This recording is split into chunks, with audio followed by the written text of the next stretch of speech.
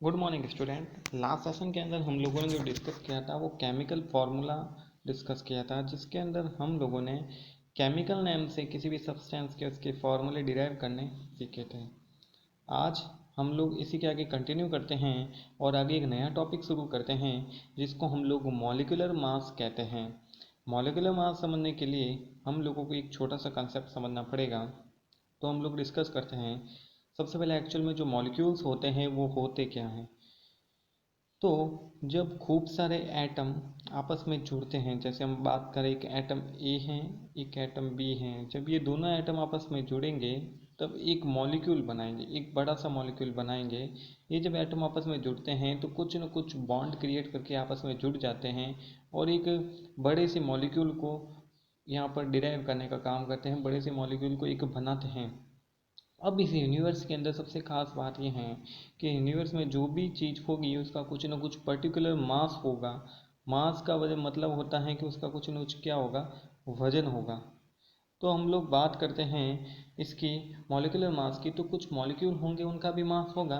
तो यहाँ पर हम लोग मॉलिक्यूलर मास से ये डिराइव कर रहे हैं कि उस मॉलिक्यूल का पर्टिकुलर कुछ न कुछ मास होगा। तो मॉलिक्यूल का मास हम लोग कैसे काउंट करेंगे, उसके लिए हम लोगों को एटम के मास की रिक्वायरमेंट रहती है, क्योंकि मॉलिक्यूल को बनाने के लिए सबसे ज़रूरी कौन है, एटम। और एटम से जुड़ के ही मॉलिक्यूल बन रहा है। तो हम लोग अगर मॉलिक्यूल का इंडिविजुअल मास फाइंड आउट कर ले और उनका सम कर ले तो हम लोगों को मॉलिक्यूल का मास मिल जाएगा।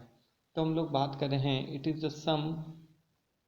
the sum of the atomic masses of all the atom in a molecular of the substance it is x।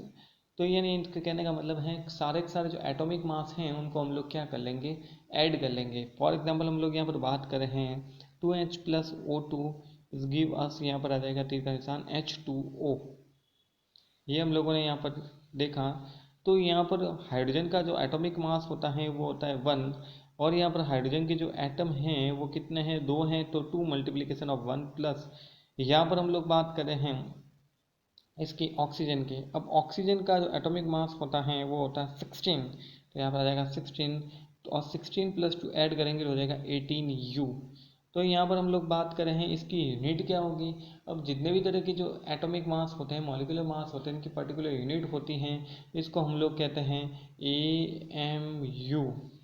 इस यूनिट को हम लोग कहते हैं AMU। एटॉमिक मास की अगर आप लोगों को यूनिट पूछें तो इसकी जो यूनिट होती हैं वो होती हैं AMU। AMU का मीनिंग होता है AMU, ए से आ जाएगा एटॉमिक, एम से आ जाएगा मास और यू से आ जाएगा यूनिट। तो किसी भी एटॉमिक मास की जब नंबर के अंदर वैल्यू आएगी तो वो उसके एटॉमिक मास यूनिट को रिप्रेजेंट करता है। बट कई कई बुक के अंदर AMU की जगह पे ओनली फॉर यू लिखा होता है, वो भी राइट होता है, यानी इसको हम लोग यू से भी रिप्रेजेंट कर सकते हैं। तो हम लोग बात कर रहे थे इसकी जो यूनिट आ जाएगी 18U आ जाएगी, यानी 18 एटॉमिक मास ऑफ यूनिट। इसके बाद में आगे हम लोग बात करते हैं फॉर्मूला यूनिट मास। जो यूनिट मास का जो फॉर्मूला होता है वो it is the sum of the atomic masses of the all atom in a formula of compound the constitution particles are ions. जैसे Na+Cl है तो Na कितना है, एक है, 23 इसका आ जाएगा।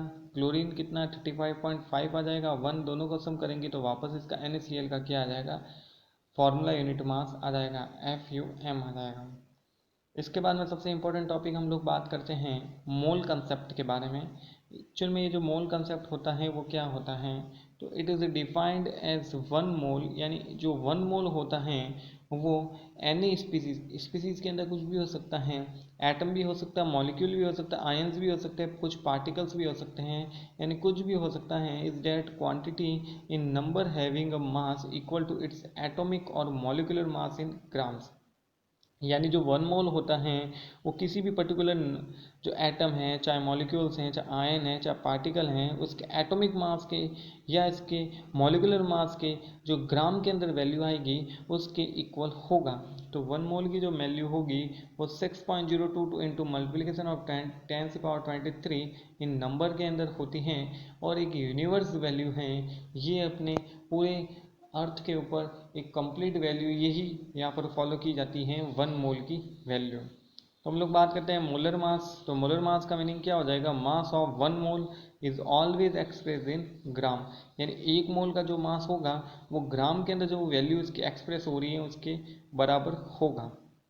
इसके बाद में हम लोग बात करते हैं 1 U of hydrogen as 1 atom of hydrogen 1 gram of hydrogen gas के इक्वल हो जाएगा, और 1 मोल ऑफ हाइड्रोजन की जो वैल्यू आएगी वो जो 1 मोल की वैल्यू होगी उसके इक्वल हो जाएगी।